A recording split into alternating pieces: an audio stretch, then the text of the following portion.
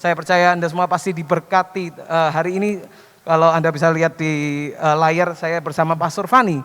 Rindu untuk menyampaikan tentang sesuatu yang mungkin jarang kita dengar, yaitu adalah value. Values. Kalau misalnya banyak itu values berarti ya. Nah, hari ini mungkin kalau saya bisa mulai bertanya kepada Pastor Fani. Pastor Fani, kira-kira values ini apa sih Pastor Fani?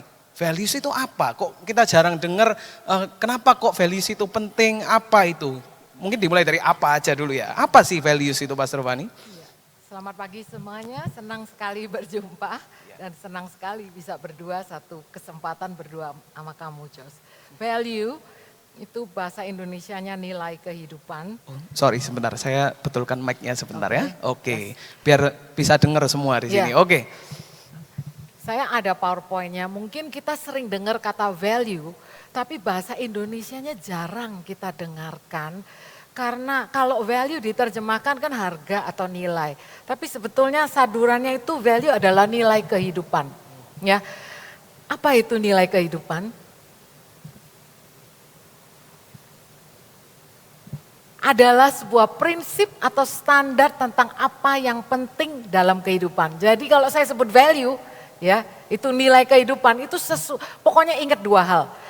Itu suatu prinsip atau standar tentang apa yang penting dalam kehidupan.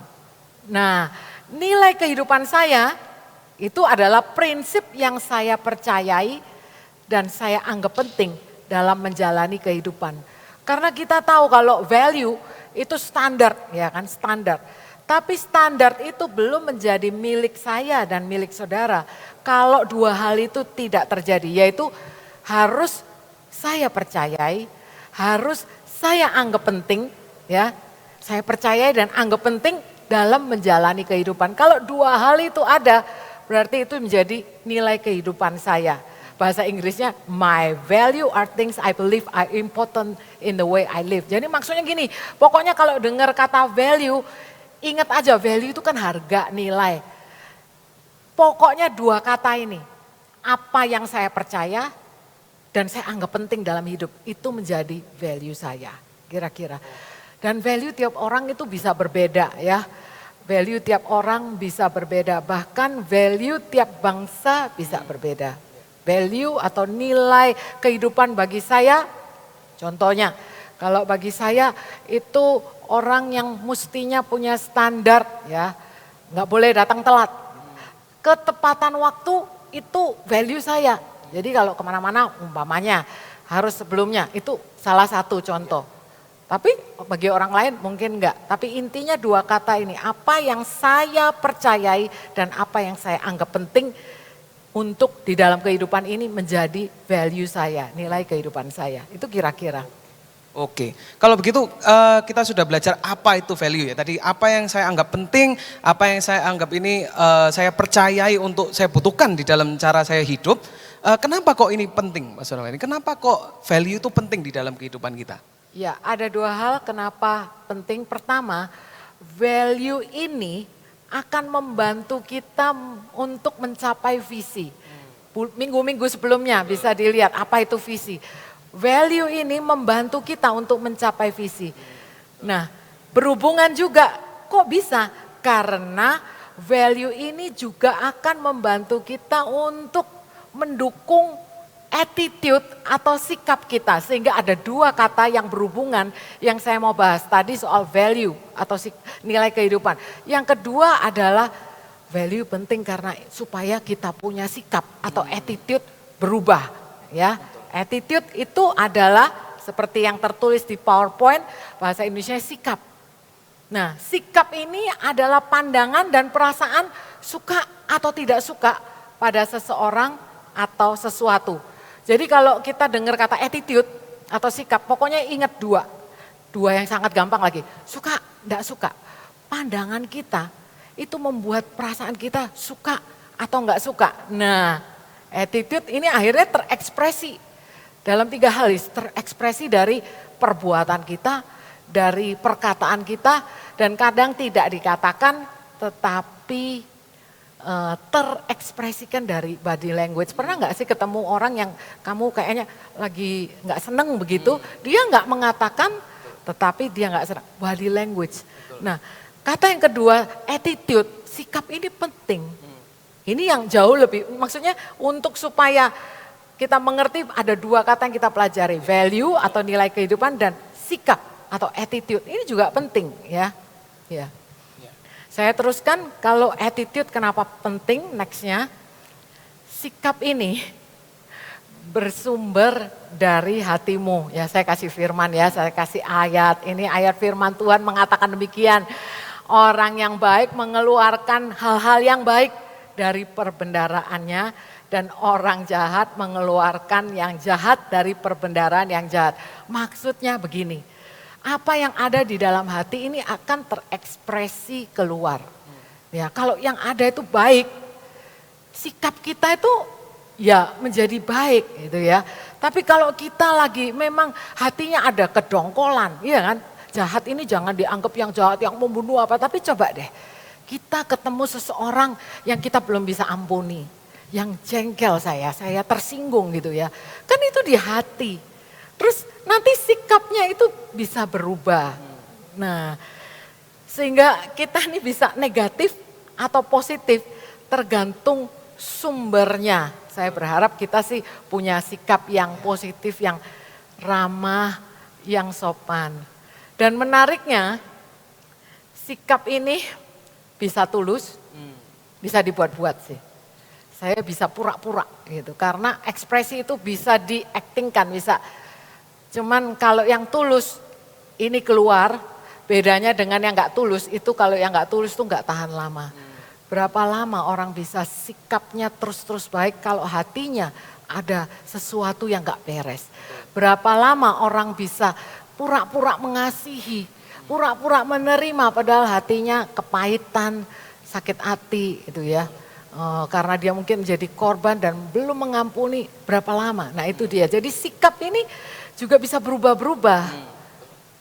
Kita sendiri kan pernah toh, kita mungkin ya, oke kita udah punya nilai yang baik. Tapi dalam hal tertentu sikap kita itu kadang bisa up and down. Tapi kan kita mau mempunyai sikap yang baik sebetulnya, yang konsisten itu. Nah, oke. Berarti value ini, nilai-nilai tadi itu memberikan dampak kepada attitude kita, betul ya? Kepada benar. sikap kita. Iya benar. Berhubungan sih, karena menurut saya sikap seseorang itu kan karena sesuatu yang kita pandang suka atau enggak suka. Tapi kalau kita udah punya standar yang namanya value, apa yang saya percayai dan saya anggap penting, maka itu semacam kayak mengontrol atau membantu, mengarahkan, oh ya ingat gitu loh.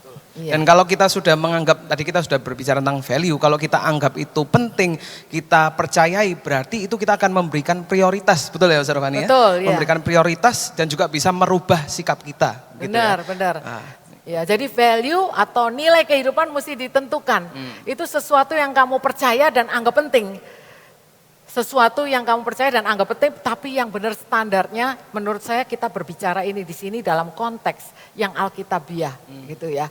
Jadi apa yang kamu anggap penting, apa yang kamu percayai yang ada di Alkitab kan begitu banyak.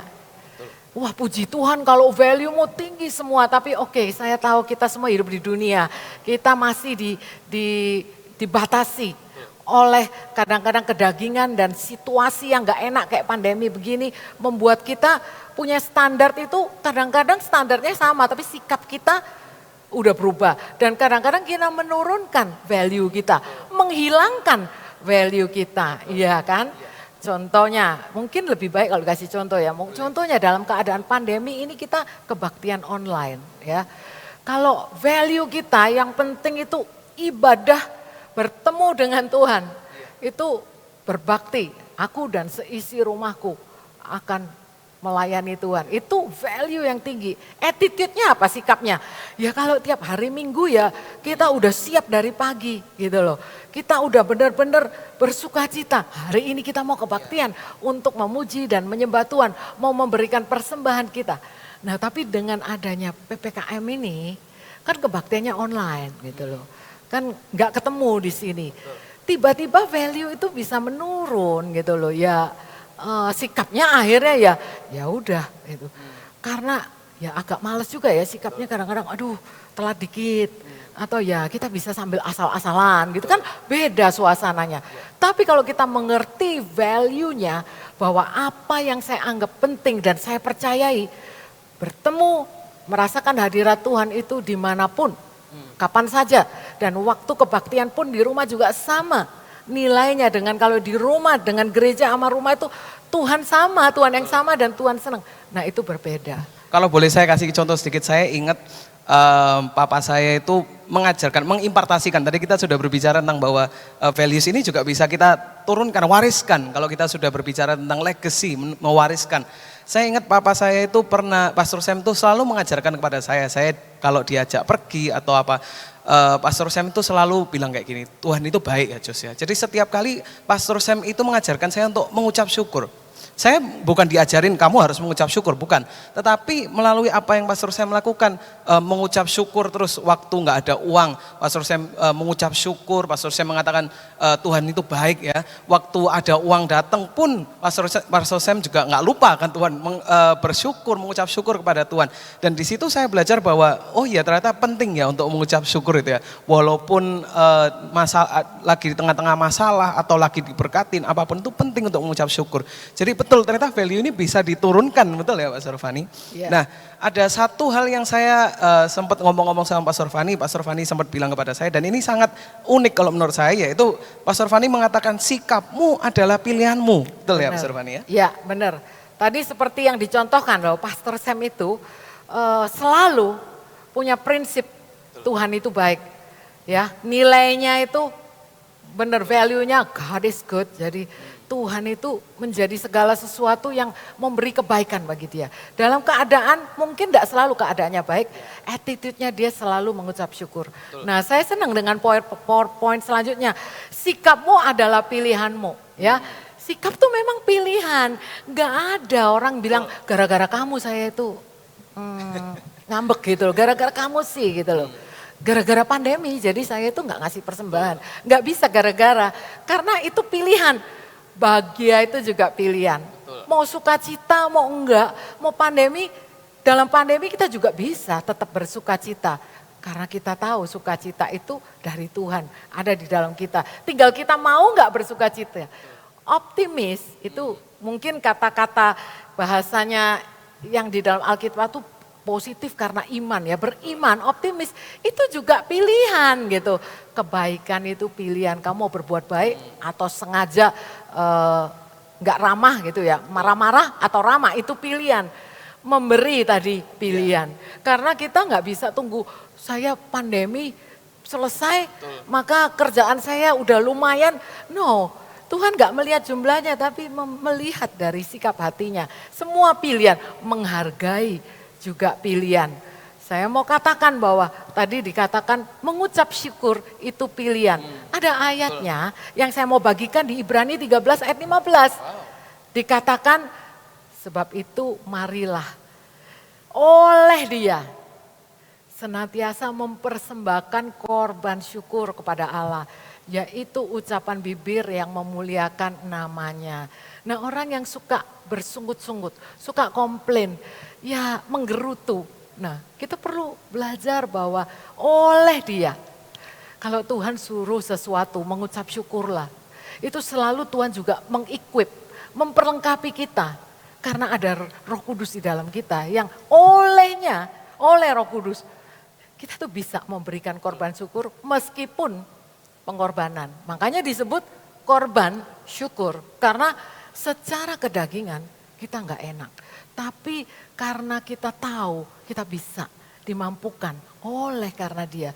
Akhirnya sikap kita, attitude kita berubah. Akhirnya dalam segala hal kita bisa mengucap syukur. Gitu. Ya bagus sekali tadi yang kalau kita sudah sharing-sharing, karena kalau berbicara tentang sikapmu adalah pilihanmu, sering sekali kita bukan diberikan kesempatan, kita punya segala kesempatan untuk menyalahkan semua yang di sekitar kita. Betul ya tadi Pastor Fandi sampaikan. Oh itu bukan salahku, itu salahnya dia. Oh itu salahnya situasi ini. Aku dipecat jadi aku gini. Tetapi kalau kita mau merubah sikap kita harus dimulai dari kita mau untuk memilih dulu gitu ya Pastor Fandi ya, betul ya? Benar. Jadi kita sikap itu adalah pilihan. Nah, next point adalah ada hubungannya nilai, sikap dengan visi. Saya katakan demikian. Sebuah nilai itu yang kita percayai dan anggap penting akan membentuk sikap untuk mencapai sebuah visi. Sekali lagi nilai itu bisa bagus.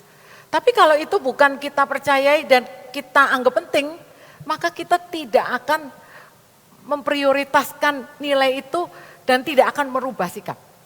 Tapi kalau kita ngerti, itu kita percayai, itu kita anggap penting, maka pelan-pelan itu akan membantu kita untuk merubah sikap, untuk mencapai sebuah visi. Enaknya saya kasih contoh ya, contoh. Saya puji Tuhan memberi contoh dari 2 orang ya, yang akhir-akhir ini viral nih di sosial media. Kalau yang satu ini memang pahlawan, yaitu semua udah tahu Grace Polly, seorang atlet bulu tangkis yang menang baru-baru ini. Saya mau memberi contoh bagaimana nilai sikap visi, mana yang duluan, mana yang gimana. Nah Grace Polly itu dari kecil punya visi, satu hari pengen jadi atlet, iya kan? Nah karena punya visi itu, dia juga punya value, nilainya itu adalah kalau aku mau punya masa depan sebagai atlet, aku mesti nggak boleh sembarangan gitu. Jadi dia berlatih otomatis karena talentanya adalah olahraga bulu tangkis, dia memilih untuk berlatih dengan sungguh-sungguh sehingga ada harga yang harus dibayar. Umpamanya orang lain pacaran, dia nggak bisa pacaran, iya kan? Sampai sudah umur tertentu orang lain udah pada menikah gitu ya. Dia juga belum menikah karena memang dalam perjuangannya dia menjadi atlet itu banyak pasang surut ya. Dia belum sampai dia udah menang macam-macam. Tapi idaman cita-cita mimpinya dia, visinya dia untuk mendapatkan medali itu memang belum gitu, belum tercapai. Jadi visinya ada, tapi dia berani bayar harganya dengan memasang standar yang tinggi dan sikapnya itu berubah.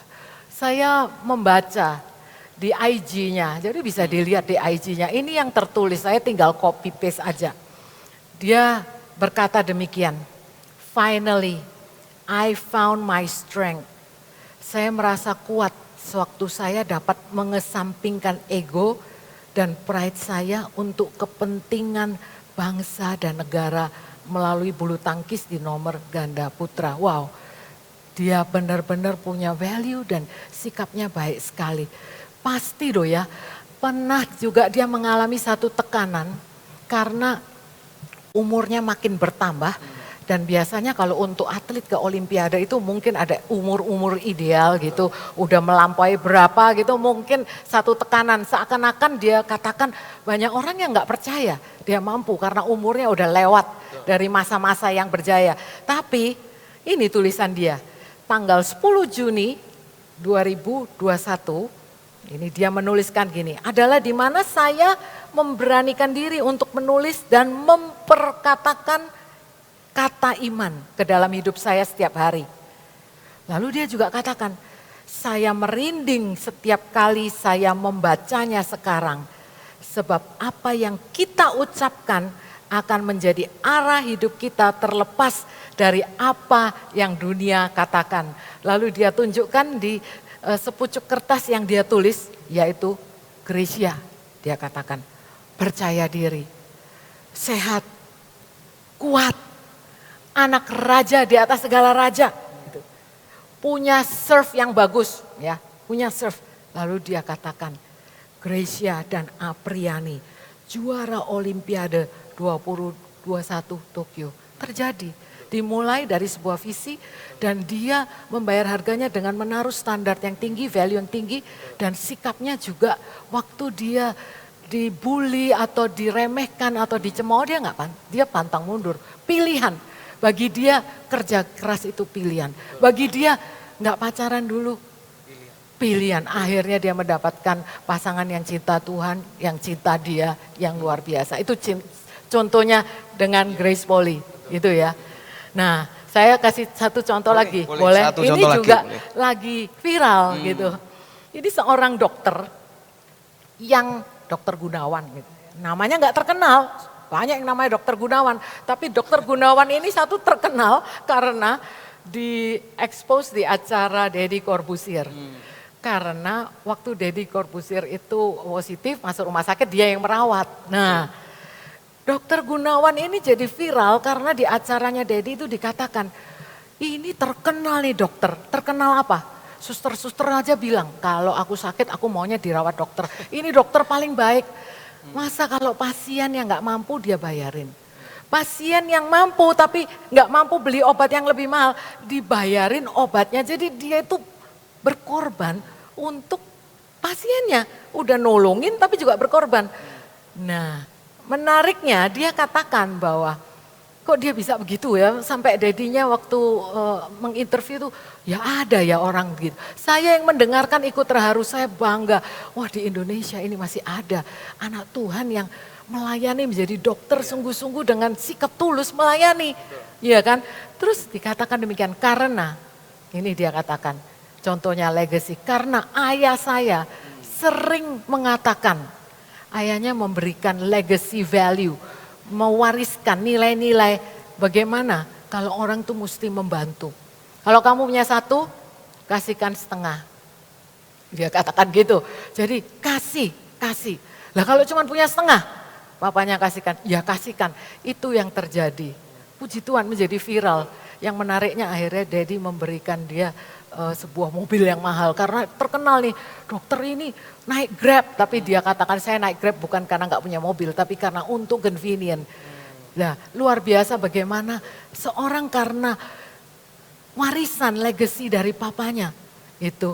Terus dia akhirnya mengikuti warisan itu dan membentuk punya visi. Aku satu kali mau jadi dokter yang seperti papaku impikan, yaitu dokter yang benar-benar mempedulikan, yang membantu saat benar-benar orang tuh perlu dibantu. Dan sikapnya sudah membuktikan akhirnya. Itu dua contoh yang saya bisa berikan. Ya. Wow, luar biasa. Tadi kita sudah belajar dari semuanya ini bahwa berarti attitude itu adalah pilihan kita, tetapi juga kalau kita berbicara tentang nilai, apa yang kita percaya yang kita percayai dan kita anggap penting. Berarti untuk saya dengan orang lain nilainya bisa berbeda, betul ya. Kalau saya tadi bilang untuk saya yang salah satu yang paling penting adalah mengucap syukur, itu untuk saya. Untuk orang lain mungkin itu bukan yang paling teratas. Mungkin untuk seseorang yang paling penting adalah bekerja dengan keras, misalnya contohnya.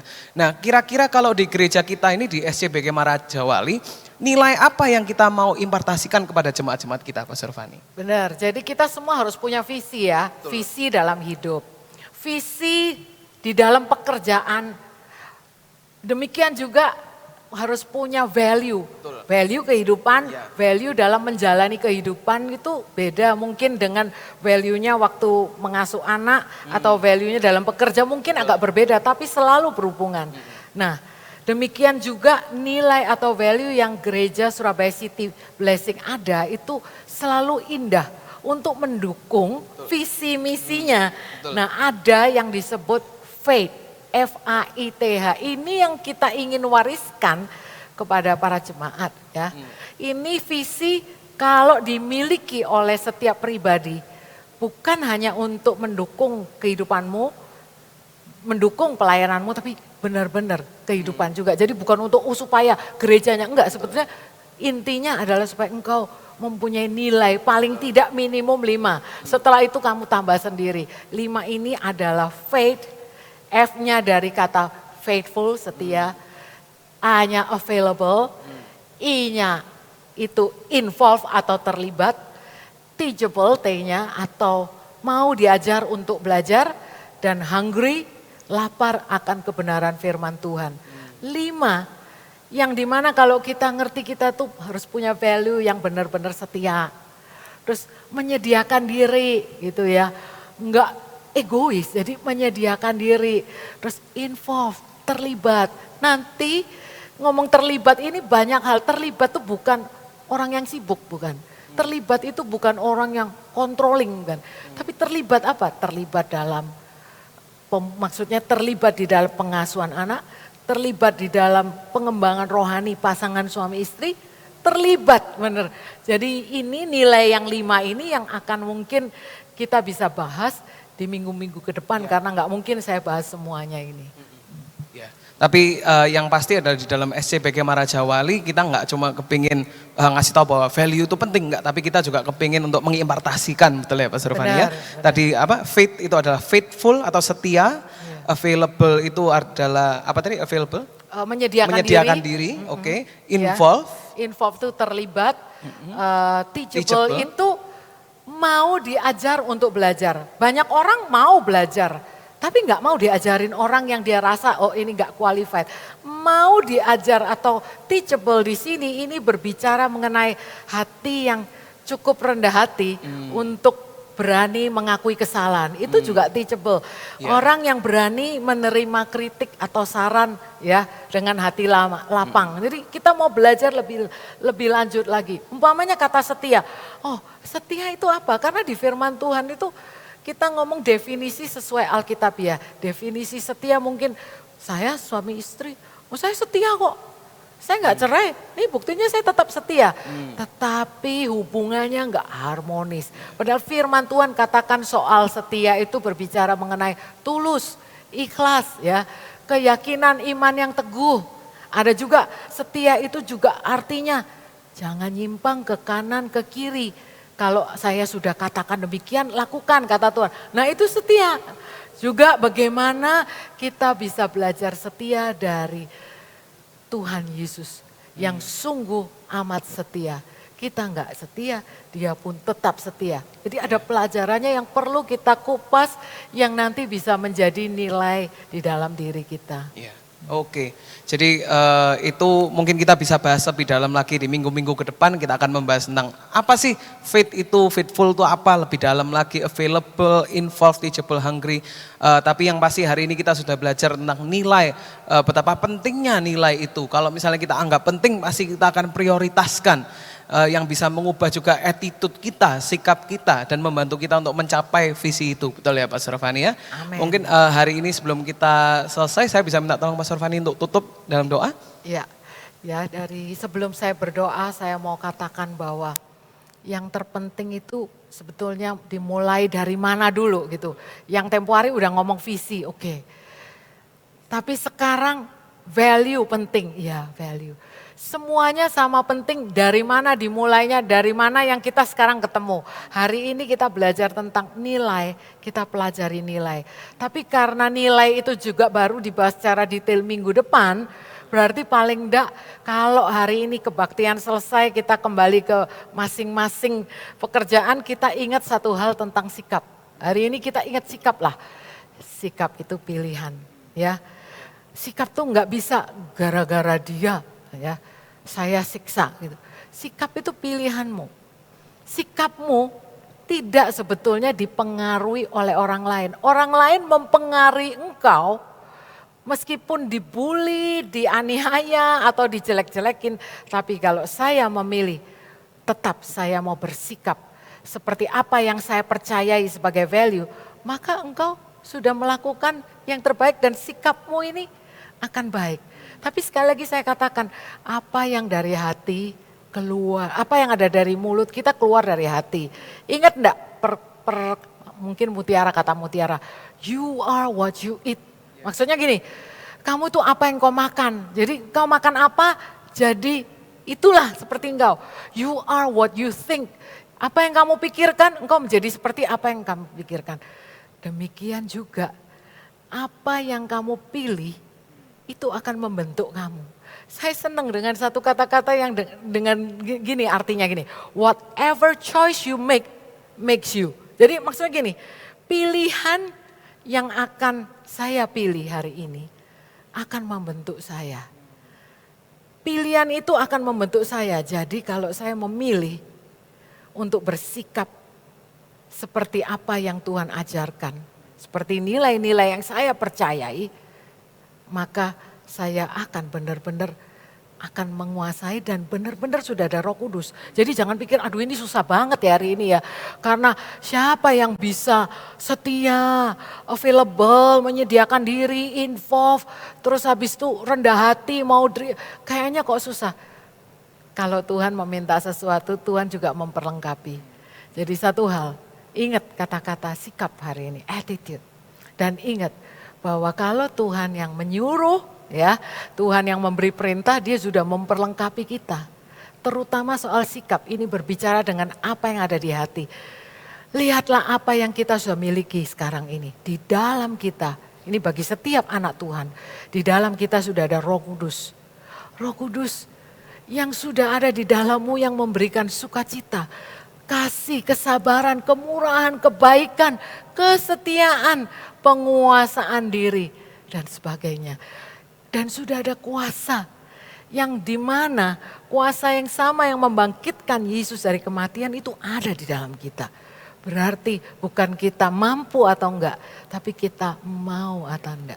Dan di dalam kita ada Roh Kudus yang selalu mengingatkan kita, membimbing, menggandeng kita untuk supaya kita mempunyai sikap. Ini yang menjadi kerinduan kita kalau mengatakan I want to be like Jesus. Apa? Saya mau seperti Yesus. Apanya yang seperti Yesus? Sikapnya, perbuatan, perkataannya. Apa yang keluar dari hati, apa yang terkeluar ini semua dari hati. Jadi jaga hatimu dengan segala kewaspadaan. Karena dari situlah terpancar kehidupan. Amin. Mari kita berdoa. Bapa Surgawi, kami mengucap syukur untuk pagi hari ini.